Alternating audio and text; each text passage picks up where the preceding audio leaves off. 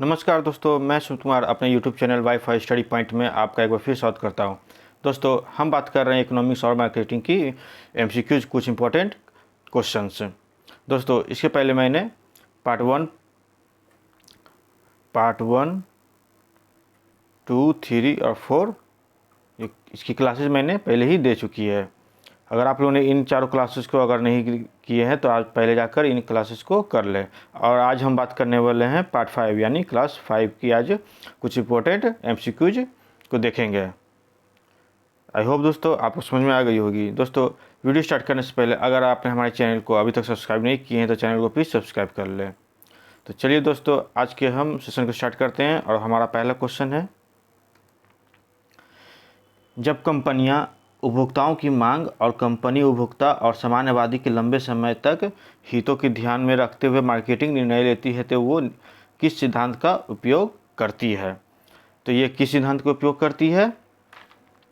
तो ये societal marketing की उपयोग करती है, यानी इसका राइट आंसर हो जाएगा ऑप्शन डी। बढ़ते हैं अपने अगले क्वेश्चन की ओर। और दोस्तों, जैसा कि पहले मैंने आपको पहले ही बता दिया है कि मैं इन क्वेश्चन का एक्सप्लेनेशन नहीं दूंगा, क्योंकि एक्सप्लेनेशन देने बैठा तो इसकी क्लास बहुत लंबी हो जाएगी। इसे आप पीडीएफ में पढ़ लेना। हमारा नेक्स्ट क्वेश्चन है, बुल्स और बियर क्या हैं? तो ये बुल्स और बियर क्या हैं? तो ये सट्टेबाज होते हैं, यानी स्पेकुलेटर्स।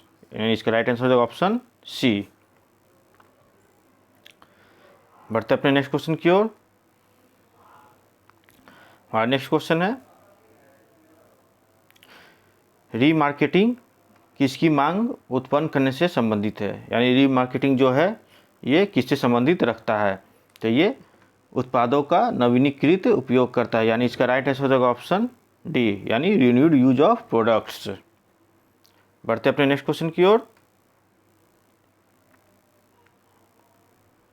हाँ, नेक्स्ट है, भारतीय अर्थव्यवस्था के वैश्वीकरण का अर्थ क्या है? यानी ग्लोबलाइजेशन ऑफ इंडियन इकोनॉमी का मतलब क्या है? तो इसका मतलब क्या होता है? तो ये मिनिमम पॉसिबल रेस्ट्रिक्शन और economic relation with other country, यानी अन्य देशों के साथ आर्थिक संबंध को पर न्यूनतम संभव का प्रतिबंध। ये क्या कहता है? ग्लोबल ऑफ इंडियन इकोनॉमिक्स, यानी भारतीय अर्थव्यवस्था का वैश्वीकरण, यानी इसका राइट आंसर होगा ऑप्शन डी। बढ़ते हैं अपने नेक्स्ट क्वेश्चन की ओर। तेजी से बड़ी संख्या में कंपनियां अपने संगठन को ध्यान पर केंद्रित कर रही है। तो ये कैसे कर रही है? तो ये ब्रांड प्रबंधन से ग्राहक के संबंध पर कर रही है, यानी brand management to customer relationship management, यानी इसका राइट आंसर होगा ऑप्शन ए। बढ़ते अपने अगले क्वेश्चन की ओर।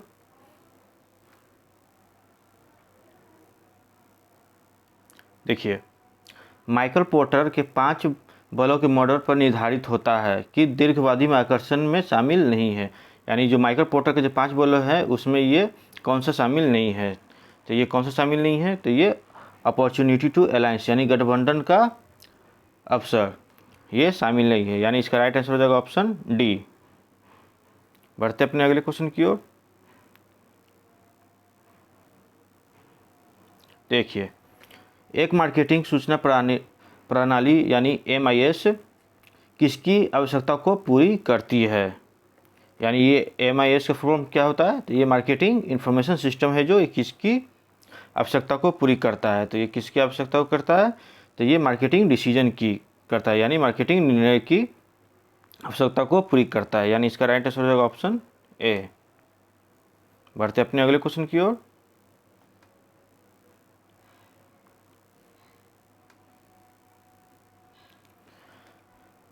ओलिगोपोली का अर्थ क्या है? यानी ओलिगोपोली रेफर्स टू व्हाट? तो ये विक्रेताओं के छोटे समूह द्वारा बाजार का वर्चस्व, यानी market dominated by the small group of sellers, ये क्या कहलाता है? ओलिगोपोली, यानी इसका राइट आंसर हो जाएगा ऑप्शन ए। हाँ, नेक्स्ट क्वेश्चन है,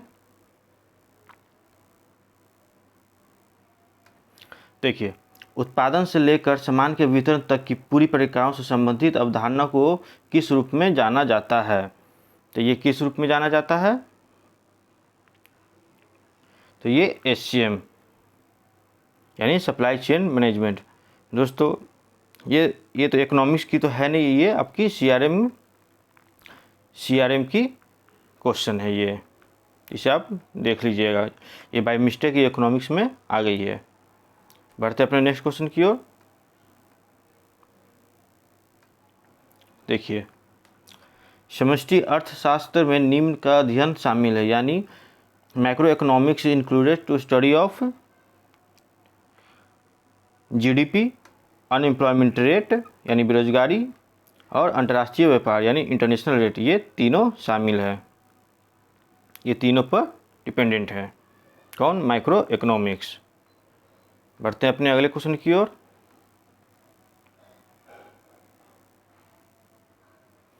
देखिए, डैश जब किसी उत्पाद की कीमतें कथित मूल्य पर आधारित होती है और लागत पर नहीं, तो वो क्या कहलाती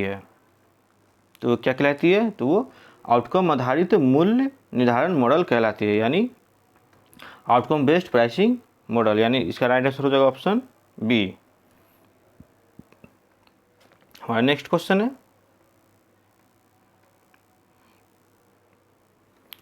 देखिए, डैश एक नई श्रेणी में एक नया या संशोधित उत्पाद लॉन्च करने के लिए एक सफल ब्रांड के नाम का उपयोग करने की एक रणनीति है।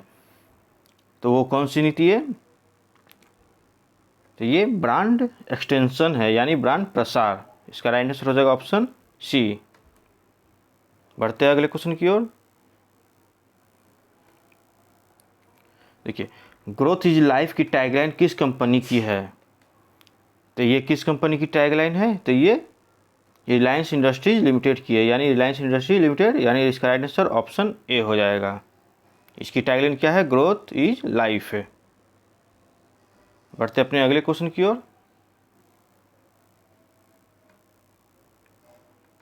देखिए, B2C ई कॉमर्स कंपनियां ग्राहकों को आकर्षित करने के लिए किस मार्केटिंग तकनीक का सबसे कम उपयोग करती है? यानी business to consumer, business to consumer, ये B2C का फॉर्म होता है। तो ये किस तकनीक का सबसे कम उपयोग करती है? तो ये वायरल मार्केटिंग का, यानी इसका राइट आंसर हो जाएगा ऑप्शन बी। बढ़ते अगले क्वेश्चन की ओर।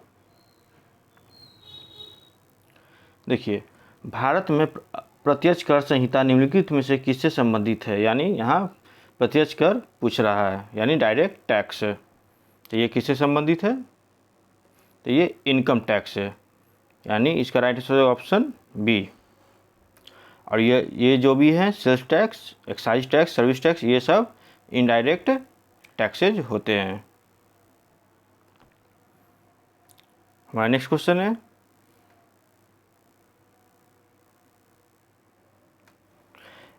एक बंद अर्थव्यवस्था वह अर्थव्यवस्था है जिसमें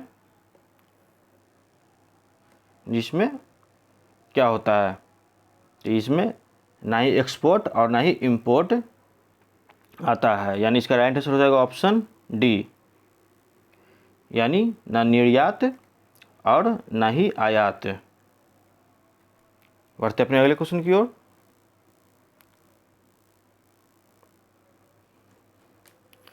देखिए, VALS विभाजन ढांचा आयाम उपभोक्ता प्रेरणा के रूप में वर्गीकृत किया गया है। तो ये किस में किया गया है? तो ये हॉरिजॉन्टल डायमेंशन यानी क्षैतिज आयाम में किया गया है, यानी इसका राइट आंसर हो जाएगा ऑप्शन ए। और ये वेल्स की फुल फॉर्म क्या होती है? आप लोग हमें कमेंट करके बताएं, क्योंकि मैंने पिछले क्लास में ही बताया था। बढ़ते हैं नेक्स्ट क्वेश्चन की ओर।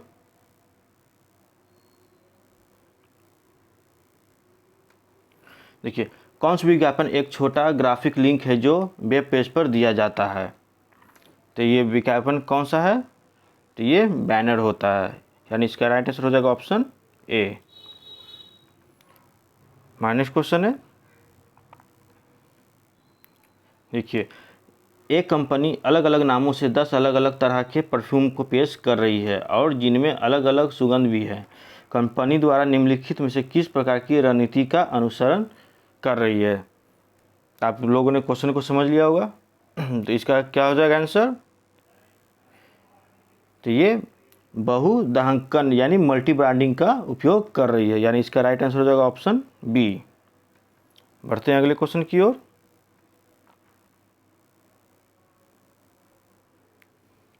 देखिए, विपणन की कौन सी अवधारणा ग्रहण मुखी है, यानी विपणन यानी मार्केटिंग।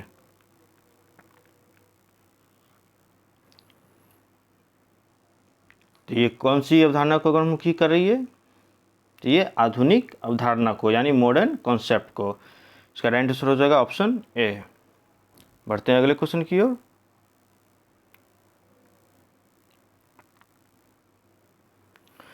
रिजर्व बैंक जिस दर पर वाणिज्यिक बैंकों को ऋण प्रदान करता है उसे क्या कहते हैं, यानी what is the rate of which the reserve bank provides loans to commercial bank is called.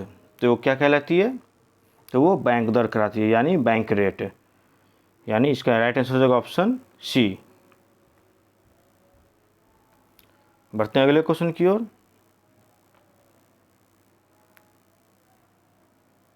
देखिए, किसी देश की शुद्ध राष्ट्रीय आय से आपका क्या अभिप्राय है, यानी what do you mean by net national income of a country. तो इससे क्या फायदा होती है, तो ये यह एक प्रत्यक्ष कर और मूल्य ह्रास को छोड़कर सभी क्षेत्रों से प्राप्त आय का एक योग है, यानी इसका राइट आंसर हो जाएगा ऑप्शन डी, यानी it is the sum of income from the all sector except indirect taxes and depreciation. बढ़ते हैं अगले क्वेश्चन की ओर।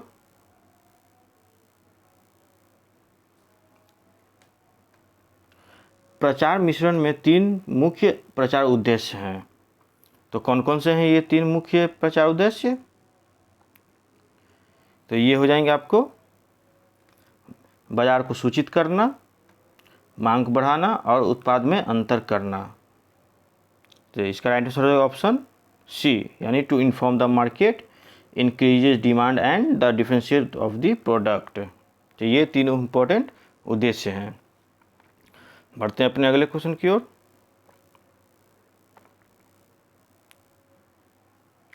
निम्नलिखित स्टॉक एक्सचेंजों में से कौन से सूचकांक का नाम सेंसेक्स है, यानी in which of the flowing stock exchanges is the index name Sensex. तो ये किसका नाम है, तो ये है बॉम्बे स्टॉक एक्सचेंज का यानी BSE का, यानी इसका राइट आंसर हो जाएगा ऑप्शन बी। बढ़ते अपने अगले क्वेश्चन की ओर।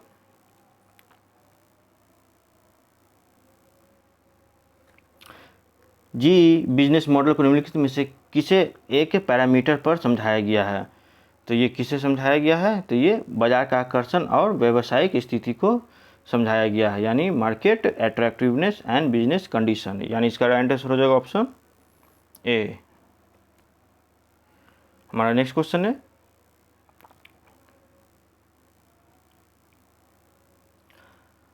IMPS का फुल फॉर्म क्या है, तो इसकी फुल फॉर्म क्या है IMPS का, तो ये है इमीडिएट पेमेंट सर्विस, यानी इसका राइट आंसर हो जाएगा option C, immediate payment services.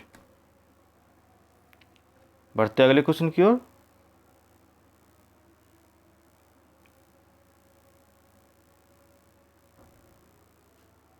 देखिए, किस प्रकार के खुदरा विक्रेताओं में व्यापार करने की कम लागत के साथ एक प्रमुख विक्रय बिंदु के रूप में तुलनात्मक रूप से कम कीमत पर शामिल है, तो इसके क्या आंसर हो जाएगी, तो ये हो जाएगी डिस्काउंट खुदरा विक्रेता यानी डिस्काउंट रिटेलर्स, यानी इसकी राइट आंसर हो जाएगा ऑप्शन बी।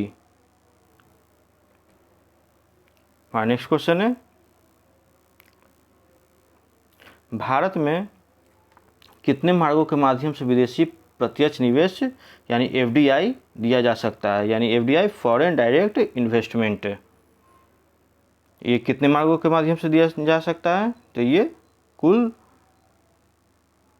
5 मार्गों से दिया जा सकता है, यानी इसकी राइट आंसर हो जाएगी ऑप्शन बी, कुल 5 मार्गों से। और ये कौन कौन सी मार्ग है, तो इसमें आपको डिटेल्स में मैंने दे दिया है, सॉरी इसकी राइट आंसर हो जाएगी ऑप्शन सी, 5 नहीं होगी, सी होगी, मतलब 2 मार्गों से हो जाएगी। बाई मिस्टेक मैंने इसे 5 बोल दिया। ये कौन कौन से 2 मार्ग हैं? तो एक है स्वचालित मार्ग और दूसरी है सरकारी मार्ग।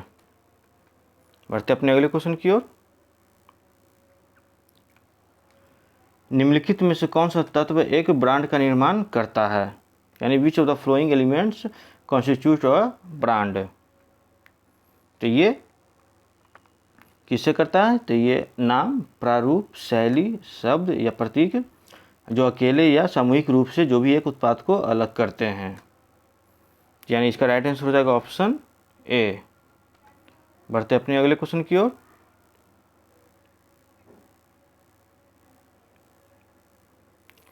हाँ, नेक्स्ट क्वेश्चन है फिलिप्स वक्र मुद्रास्फीति के बीच संबंध है और निम्नलिखित में से कौन सा व्यापक आर्थिक संकेतक है? तो ये कौन सा हो जाएगा इसका आंसर? तो ये बेरोजगारी हो जाएगा, यानी अनएम्प्लॉयमेंट। यानी इसका राइट आंसर ऑप्शन सी हो जाएंगे। बढ़ते अपने अगले क्वेश्चन की ओर।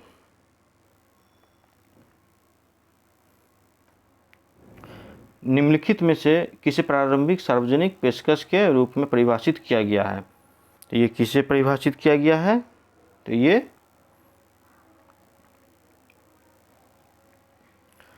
इसकी राइट आंसर हो जाएगी ऑप्शन डी, या तो एक या तो 2 या फिर दोनों।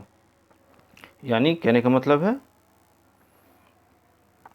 ऐसा तब होता है जब एक असूचीबद्ध कंपनी पहली बार जनता के लिए बाजार में प्रतिभूतियों का एक नया इश्यू बनाती है, और दूसरी ऐसा तब जब एक असूचीबद्ध कंपनी पहली बार जनता के लिए मौजूदा शेयरों की बिक्री की पेशकश करती है। यानी आंसर ए भी हो सकता है और बी भी हो सकता है, या फिर दोनों हो सकता है। बढ़ते अपने अगले क्वेश्चन की ओर। देखिए, स्वेच्छा व्यापार अर्थव्यवस्था किस रूप से संबंधित है? तो ये किस रूप से संबंधित है? तो ये पूंजीवादी अर्थव्यवस्था से संबंधित है, यानी कैपिटलिस्ट इकोनॉमी। यानी इसकी राइट आंसर हो जाएगी ऑप्शन बी। हाँ, नेक्स्ट क्वेश्चन है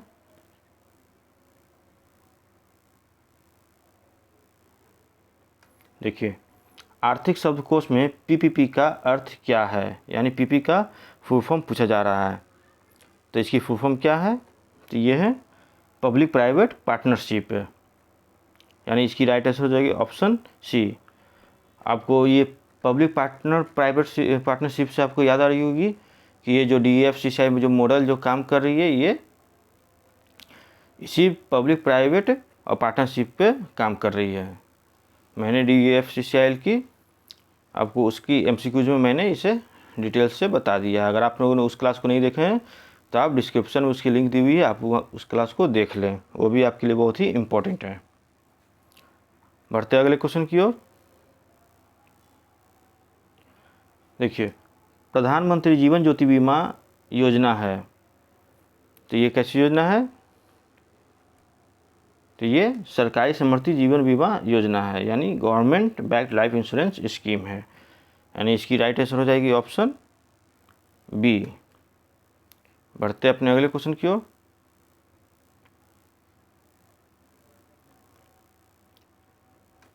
देखिए, केवल एक थोक विक्रेता या खुदरा विक्रेता के माध्यम से उत्पादों को बेचना क्या कहलाता है? तो ये क्या कहलाता है? तो ये विशेष वितरण रणनीति कहलाता है, यानी स्पेशल डिस्ट्रीब्यूशन स्ट्रैटेजी। यानी इसकी राइट आंसर हो जाएगा ऑप्शन सी। बढ़ते अगले क्वेश्चन की ओर।